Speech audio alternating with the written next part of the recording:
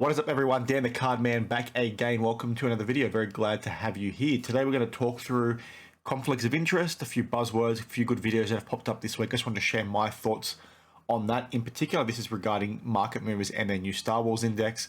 I'll then give you a quick update regarding that Topps Redemption that I flagged in my weekly news video from 2 days ago. So please, stay tuned for that. So if you haven't seen AIH Sports' video, Raul's video, please check it out. It's basically here, as I'm showing on screen right now, obviously. And he talks through, the Great Curator and potential conflicts of interest with the new Star Wars index that he collaborated with Sports Card Investor for their Market Movers app to be included. Now, that's a lot of words, but basically, he went and selected 50 Star Wars cards to be included within the index of this app. And if you're not sure what the index is, it's essentially allowing you as a user to track these Star Wars cards. So they pick 50 cards for you to track. Now, AIH does a pretty good assessment of this situation. So if you haven't seen the video yet, please check it out. Some of you might say, okay, where does the conflict of interest, arise? And I think Pancake Analytics in the comments gave a pretty good explanation of that. And I'll get to my thoughts on this in a second. But because, the Great Curator has been the one that selected these 50 cards, Pancake Analytics has asked a good question in the sense that, well, I hope for Sports Card Investors' perspective and for the Market Movers app's perspective, they've got detailed logs on why each of these cards were selected for that, index, okay? Because the issue would come if you've got somebody picking these cards for an index on the basis that they own lots of these cards themselves that they then want to sell. Now, I'm not saying the Great Curator or Sports Card Investor or Market Movers in any way, shape, or form are doing that with the intention to pump these cards up to then dump. But the question here from Raul is, okay, what kind of message does this give to users of the app regarding independence, with regards to conflicts of interest? And he mentioned me specifically in this video because I'm an external auditor. He mentioned that he's also an accountant. So segregation of duties, keeping things at arm's length is essentially the bread and butter of what our roles are, right? And when we say arm's length, we mean, distancing yourselves from instances where conflicts of interest or independence could be called into question. And when I say independence, I mean, your integrity as an individual, right? Could it become compromised by you maybe doing something, or could it be perceived that your integrity, your independence is compromised? And you need to look at it through the lens that, okay, let's say the Great Curator has picked these 50 cards, okay? Why has he picked these 50 cards? Did he pick these 50 cards because he owns each of those 50 cards and he wants people to get excited, that they want to see it in the app? So people that don't know about Star Wars, they're going to log on because they're users of Market Movers. They're going to click into it and say, hang on a minute, there's all these cool 50 Star Wars cards. These must be the ones that people want to collect. These must be the ones that are really important. So they then go and start buying them. Everyone that uses the app starts doing the same sort of thing, right? Because it's piqued their interest.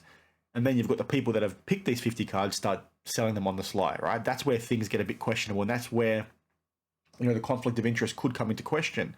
And the reason why I wanted to talk about this today is because as an external auditor myself, we have to be very, very careful when it comes to, our own independence. It comes down to things like, if a client gives us tickets to a footy match, as an example, we can't accept those. If the client offers us to buy us a coffee, normally we cannot accept those, especially if it's a US regulatory audit. And what that should mean to you guys there, and yes, this is very different things, but we do that purely because of the perception, right? My integrity won't be compromised if somebody gives me football tickets, as an example, but it's what does that say to the market? What does that say to people that are shareholders of these companies that think me as an auditor are now compromised because I'm getting handouts from the company? That same sort of thing could exist here, right? Where you've got the perception by people like AIH Sports, by other people that are, like Intrinsic Collections that talks about Marvel PMGs all the time.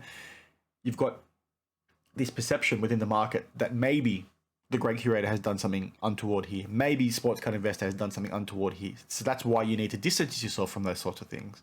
And the way you would distance yourself, and I know I'm going on a long tangent now, is that, the Great Curator, like if I was in this instance, okay, if I was him and I've picked these 50 cards, I would make sure that if I do own those 50 cards, I'm not going to sell any of those 50 cards whilst they're part of the app. Or I would make sure that I've picked 50 cards, that I personally do not own, purely to remove that kind of question.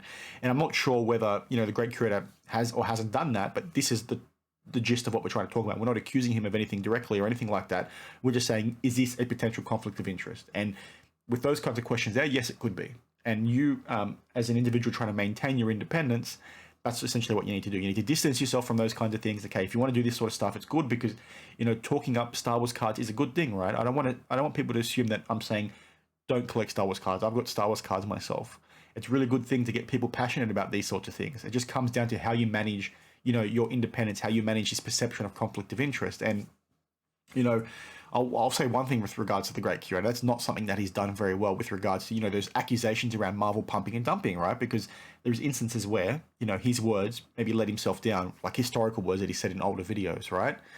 That's not a good look for him. So whether that's intentional or not, it goes back to what I said earlier, where you've got this perception that the independence is breached, you've got this perception of a conflict of interest being there. And it doesn't matter whether it's true or not, that perception is everything. And you need to essentially protect that or distance yourself from that as much as possible.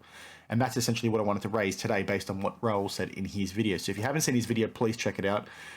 Pancake Analytics did say something else, towards the end of this, where he basically said, I did try and engage and understand why these cards were selected.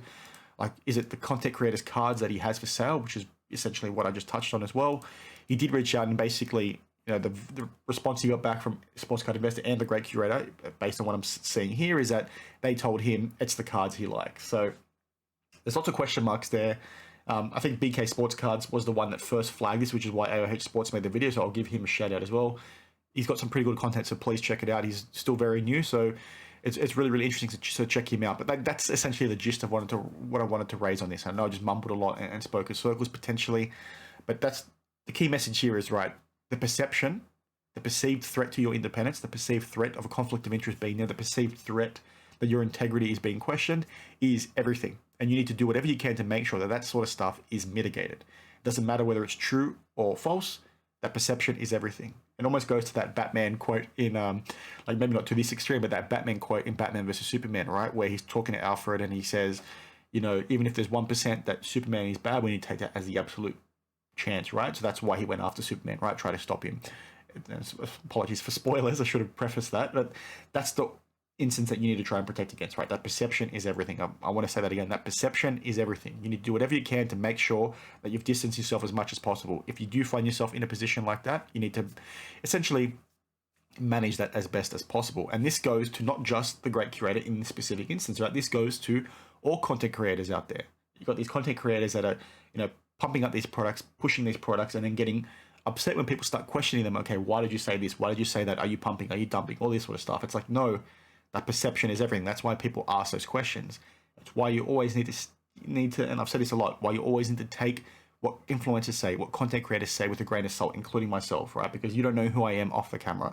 Like, as I've said before on the channel, I like to say I present to you exactly how I am, which is what I do, but not everybody's like that. And there are people out there trying to take advantage of you. That's why you need to look at these instances, look at conflicts of interest, and ask yourself the question, is that threat true? Do we think they are compromised in some capacity? All right, those are the questions you need to ask yourself.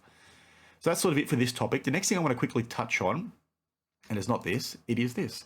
So this is the post I made 2 days ago regarding the Shohei Ohtani Redemption. Now, there's some confusion here, and I've had a few people comment on this. One guy actually was basically saying Topps is going to sue me. I had 2 hours to take down my video. It's like, okay, whatever, dude. Essentially what happened here is that Cardporn made a bit of a mistake with regards to which photo they used. So essentially they used this photo here of this Shohei Ohtani. So this individual did hit one and did buy one is what his story is. Because essentially what occurred is if you go down here into the comment chain on Eric Whiteback's post on Twitter, you will see that he's basically saying, some people are saying he sent the card in after the expiration date. And then somebody found this tweet, right, from back in 2021 where this individual, Corey Scott, who's the guy in question, said he hit this, this exact redemption. This is the one photographed. Why haven't they done it? And they're saying, well, it's after the expiration date, so this guy's lying. Well, as this guy does explain on Cardporn's Instagram post, so go back to that if you haven't seen it already, he basically says, no, I bought one and submitted that before the expiration date, but then I hit one after the expiration date. So that does sound a little bit suspicious, right? But that's what we have to go off. And what I've said here in response to that is, this individual has multiple photos. He's also got email chains from before the expiration date where he's talking about setting this off the top. So that needs to be very clarified. And Cardporn has seen each of those things, is my understanding. So Cardporn is not going to make a post like that, right, if they don't have all the facts. So I think we need to take this guy's word for it at the moment. And obviously, if it is a lie, we're going to find out pretty quickly because Topps are looking into this. This individual is very, very comfortable. He's got recordings, he's got emails, he's got all these sort of stuff, photos of this card being talked about before setting it in before the expiration date back in 2020. So I think we have to take his word for it for the time being, but let's sort of wait and see. So that's sort of it for this, well, not this week's video, it's not my weekly news video, I almost thought it was, I'm an idiot. This is it for this video, so I hope you did like it. Let me know your thoughts on each of the 2 points we discussed today. In particular, what your thoughts are around the market movers, Star Wars Index, and whether you do think there's a potential conflict of interest there. But I think the key message here that I want to give you all is take it away and apply it to other content creators. Don't just apply it to this market movers instance, because I don't know if a conflict of interest does exist. There are question marks there, and like I said, the perception is everything. But take that mindset when you're watching other guys, when you're watching other girls on Instagram, when you're watching them doing vlogs on YouTube, all this sort of stuff. Take it with a grain of salt, as I always say, because you don't know what they're peddling in the background. You don't know who they truly are. So you need to always be on the lookout for these conflicts of interest, for these independence issues, and all this sort of stuff. So yeah, like I said, let me know your thoughts and share them down in the comments below, and I'll see you in the next one. Cheers.